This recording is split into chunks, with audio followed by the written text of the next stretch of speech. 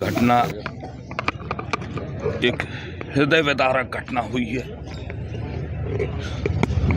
जब हम लोगों को सूचना मिली कि टोरिया टेक से पैसे बांटते हुए अरविंद पटेरिया और उनके लोग चले आ रहे हैं, तो हम लोगों ने रने फॉल रोड से टोरिया पहुंचने के लिए चले। उस बीच में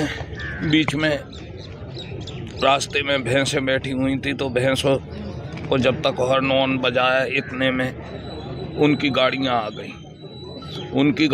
गई।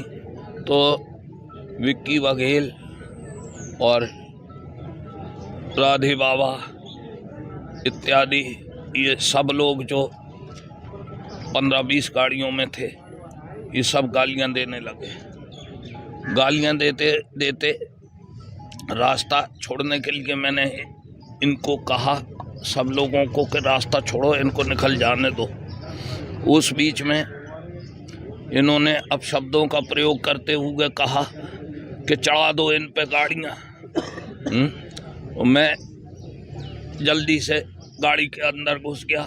सलमान बेचारा गाड़ी के अंदर नहीं आ पाया, और सत्यम शिवम बुंदेला जो हमारे यूथ कांग्रेस के अध्यक्ष हैं राजनगर विधानसभा के, उनको पैर में गाड़ी लगी।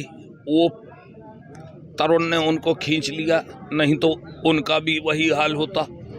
हमारे भाई का कत्ल कर दिया गया और प्रशासन मूक बैठा हुआ है, और जो हत्यारे हैं वो खुलेआम घूम रहे हैं।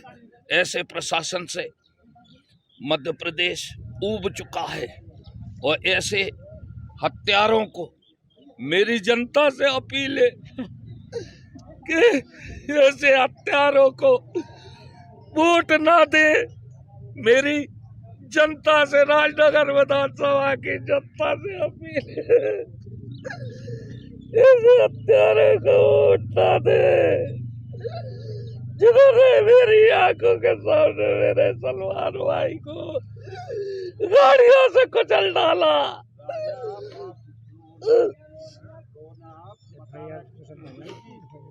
मैं ईंट से ईंट बजा दूंगा, मैं ईंट से ईंट बजा दूंगा यदि प्रशासन नहीं चेतता है तो हम लोग कानून लेने अपने हाथ में विवश हो सकते हैं। हाँ, मैंने आवेदन दे दिया है।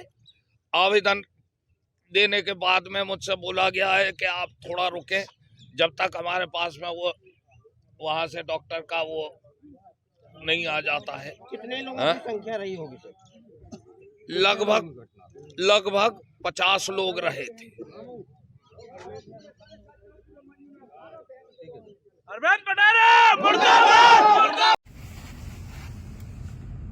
भाइयों नमस्कार, मैं आप सभी के बीच में एक बात रखना चाहता हूं।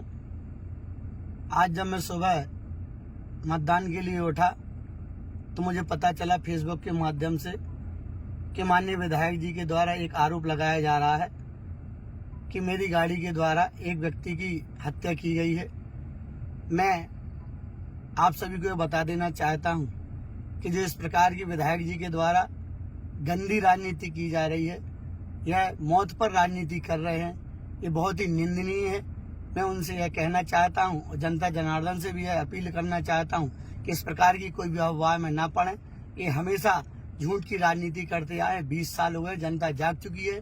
ये भगवान से झूठ बोलने से नहीं डरते, तो ये तो इंसान है। तो मेरा आप सभी से ये कहना है कि आप इस प्रकार के कोई भी भ्रम में ना पड़ें। यह मुझे बदनाम करने का षड्यंत्र है। ये मौत पर भी राजनीति करने से नहीं चूकते हैं। मेरा यहाँ पर आप सभी से कहना है कि मैं अगर दोषी पाया जाता हूँ, और अगर मैं दोषी हूँ, तो मैं प्रशासन से भी यह आग्रह करता हूँ कि इसकी जो न्यायिक जांच हो वो कराई जाए और दोषी पर सख्त कार्रवाई की जाए।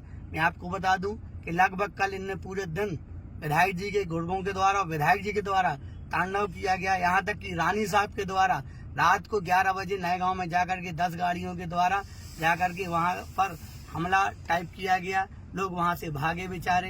एक बमीठा में जाकर के इनके लोगों ने एक जो हमारा कार्यकर्ता था उसके गर्दन पर तमंचा रखा और कहा कि चले जाओ घर, नहीं तो जिंदा नहीं छोड़ेंगे। गोरा में एक अहरवार समाज के हमारे भाई हैं, उनको छेड़ करके, उनको रास्ते में रोक करके उनको भी हमला करने के लिए प्रयास किया। वो बेचारे दौड़ करके भागे। यह सब शिकायतें मैंने एसडीओपी साहब से भी की, 4 बार मैंने टीआई साहब को भी फोन लगाया, लेकिन यह अपने करतूतों से नहीं माने। फिर लास्ट में मुझे ये पता चला है कि रनीफाल रोड पर जा रहे थे, इन नशे के धुत में सभी लोग भयानक नशे में थे, विधायक जी भी नशे में थे और इन्हों की गाड़ियां टकरा गई और एक व्यक्ति की मौत हो गई, और जिसका जिम्मेदारी मुझे ठहरा रहे हैं। मैं फिर यही कहूंगा प्रशासन से कि अगर मैं दोषी पाया जाऊं तो मुझे सजा दी जाए, और नहीं तो अगर ये दोषी है तो इनको भी सजा दी जाए।